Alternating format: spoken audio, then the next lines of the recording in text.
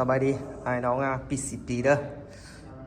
สู้มือนี้ค่อยก็บ่ได้เอาคลิปลงกันสู่ทุบเนาะคือก็บ่มีเวลาเนาะลูกค้าสั่งเครื่องมาหลายเขาค่อยก็ปินรับประกันเด้ขายดีเด้ทีนี้มือนี้นอกจากประกอบมัน3บอกดีส่งให้ลูกค้าเด้อทีนี้ค่อยก็จังมีเอาขึ้นมาเฮ็ดคลิปน้อยนึงก็คือบอกว่าน้องบ่ทันประกอบที่จะมีเครื่องจังถ่ายคลิปเด้อชูมือที่คอยก็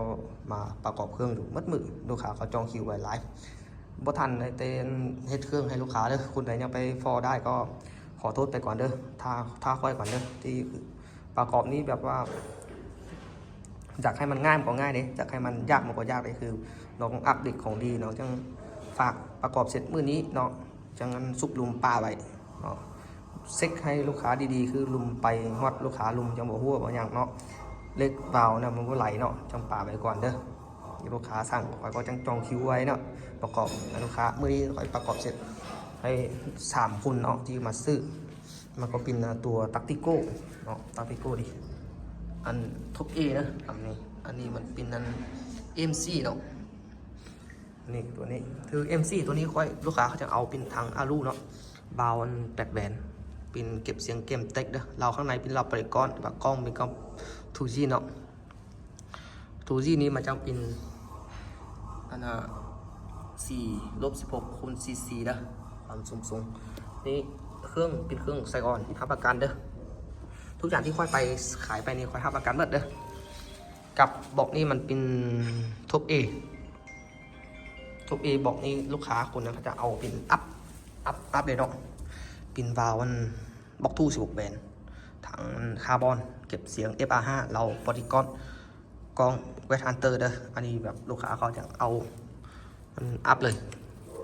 สปริงสุดขอนอยู่ข้างในก็เป็นของแท้เด้อของแท้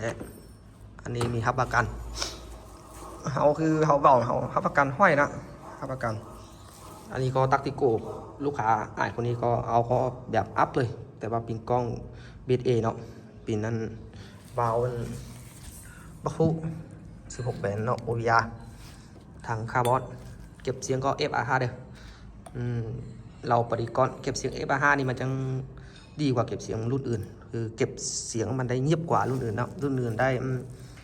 70มันจังได้80ว่า90เด้อที่ความมันเงียบเนาะนี่อันนี้เป็นงานนี่คืองานไส้ก้อนเลยเนาะมันงานห้าน้อยนี่มันจังขาจับกล้องนี่เนาะมันจังปีขาน้อยแต่ว่างานไส้ก้อนนี่มันจะเป็นขาใหญ่กับมันมีตัวปรับสปริงเนาะขอนอยู่ในบนหัวเนาะตัวปรับสปริงบนหัวเนาะคือใคร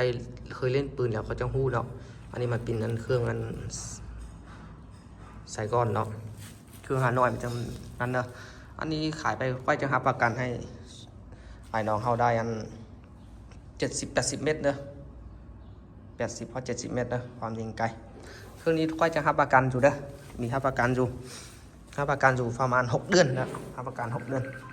ค่าซื้อปืนนี่ค่อยจังแถมลูกปืนแถมซุปเนาะ